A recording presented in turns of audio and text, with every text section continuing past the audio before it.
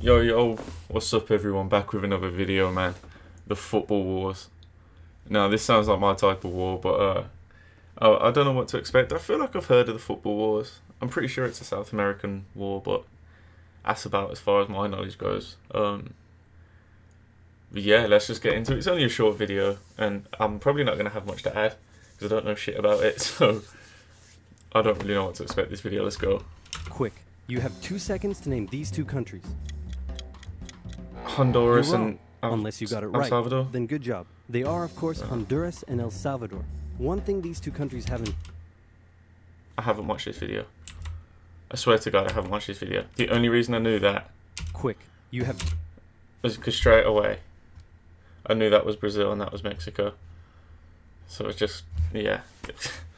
Oh, you see, this has happened before. I've said something and then I get it right and someone's like, you've watched this video, your reaction's whack, dislike.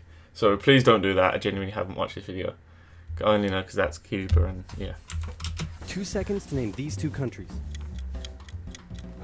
You're wrong, unless you got it right. Then good job. They are, of course, Honduras and El Salvador. One thing these two countries have in common is being fanatic about football.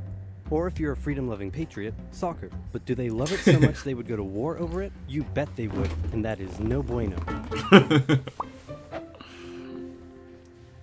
No bueno. If you look at these two countries, you might notice one major difference, and that is that this one is a lot bigger than this one. However, this one had a larger population than this one, made up mostly of farmers, and there wasn't enough land for them to live and work on. So they started moving from El Salvador to Honduras in search of land, and by the 1960s, a huge number of illegal immigrants had crossed over the border from El Salvador. Build a wall. Meanwhile, in Honduras, Build a it's wall. 1963, and this guy has just staged a military coup to prevent the rise of communism, and is now the military leader of the country.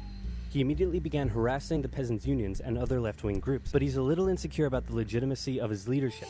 So he holds an election and wins, but then the opposing party says, hey man, that election was clearly corrupt and fraudulent, and also you've been bribed by the rich American banana companies who are taking all of our bananas tax-free, and now our economy is in ruins. And everyone started to get mad at him. Now, if you ever find yourself the barely legitimate military leader of a corrupt Central American country, and you start getting into hot water, here's a bit of advice that has been tried and tested throughout the centuries. Blame something else.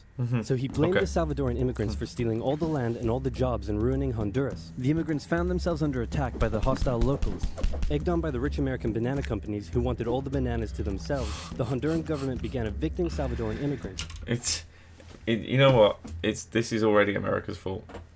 And that's how it's going to stay. Right, it's America's fault. It's just like Iraq. It's just like... No, I'm joking. I'm just pointing the finger. Who had been living on the land for generations and started sending them back to El Salvador.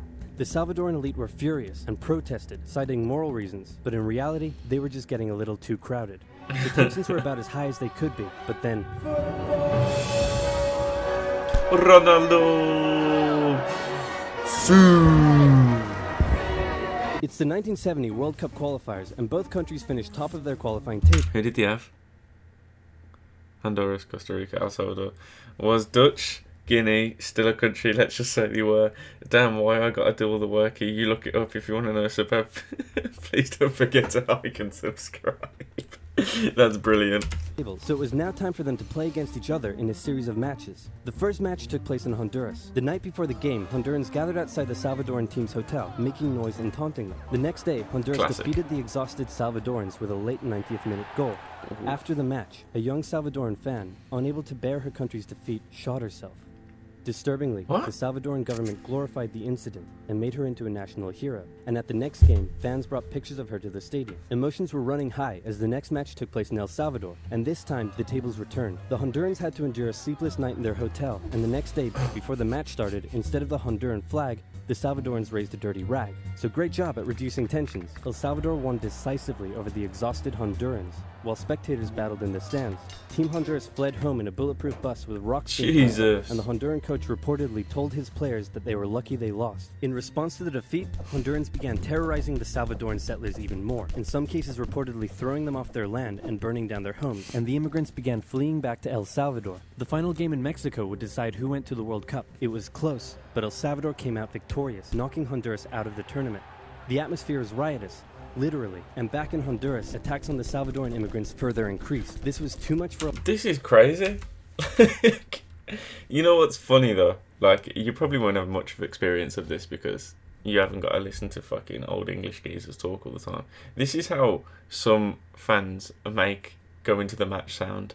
Oh, we went there and it was an actual riot in the stands. There was like 400 of us versus 2,000 of them. And it's like, oh, shut the fuck up. Like, don't get me wrong, football hooliganism was a big problem in the early 2000s, 19s, the 90s and the 80s, maybe the 70s. But it doesn't really happen as much anymore. But it kind of reminds me just listening to people speak after I've been to a football match. Oh, it was an absolute war, mate. No, it wasn't. You sat fucking 40 yards away from each other, calling each other wankers, and that was about it. Yeah, just a little rant there. But El Salvador came out victorious, knocking Honduras out of the tournament. The atmosphere is riotous, literally, and back in Honduras, attacks on the Salvadoran immigrants further increased. This was too much for El Salvador to bear. With its people under attack and an unmanageable refugee crisis on its hands, El Salvador severed all diplomatic ties with Honduras and declared war. Shit. Didn't see The that Football coming. War is also known as the 100 Hours War, because that's how long it lasted, making it one of the shortest wars in history. El Salvador started by carrying out air raids on strategic locations within Honduras, including Toncontin International Airport, which prevented the Honduran Air Force from getting into the sky. Then, with their superior army, they began an invasion along two major roads, complete with light tanks and infantry.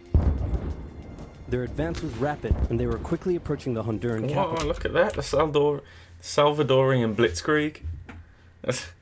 And you know what? For some reason, I just thought due to the sheer size, Honduras would have, the better army. But he did say that El Salvador had a bigger population, so it kind of makes sense. Infantry. Their advance was rapid, and they were quickly approaching the Honduran capital. Then the Organization of American States met in a bit of a panic and unanimously agreed that war between El Salvador and Honduras was a bad thing and probably shouldn't continue. So they went to El Salvador and said, "Can you please stop invading?" And El Salvador declared, "Not until they stop being jerks," and so the Fair. war went on. The Honduran Air Force finally got into the sky, and with aid from It's got neighboring plaster on the plane. No, what do you call it? You call it a band-aid. That's alright. Nicaragua, they successfully carried out air raids on Salvadoran air bases and oil facilities, crippling the Salvadoran supply line and stopping their advance dead. Caught in a bit of a stalemate, the situation was no longer advantageous to El Salvador, so when the Organization of American States once again asked them to stop and agreed to ensure the safety of the Salvadoran immigrants, El Salvador relented, and a ceasefire was organized on the 18th of July. Then the OAS said, "Can you now please withdraw your troops from Honduras? No, please, no, please, no, please, no. Do it or we'll sanction you." You know what? Just for you? So El Salvador pulled its troops out of Honduras on the 2nd of August, and with casualties in the thousands, Jesus Christ, that was a busy 3 days. the war was over. The economies of both nations were damaged by the war, and El Salvador didn't have the capability to take care of all the returning immigrants, a crisis that eventually helped cause a civil war. The war left behind land and border disputes, some of which are still a cause of tension to this day. El Salvador went on to play in the World Cup, but lost every match they played and didn't make it past the group.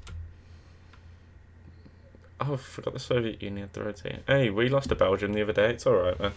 We lost 2-0. Didn't do as badly as you guys, but we did get slapped. Well, not slapped, but we lost. Group stage. So in the end, nobody achieved anything, and there were no winners. Except for this guy. I was waiting for that. Fucking banana companies. Almost as bad as the sugar ones. That was... Oh, I feel bad that it was such a short vid. Yeah, I can't believe I've never heard of that, or it's not more like common knowledge. I know it was only 100 hours, but it is quite interesting. Well, it's very interesting.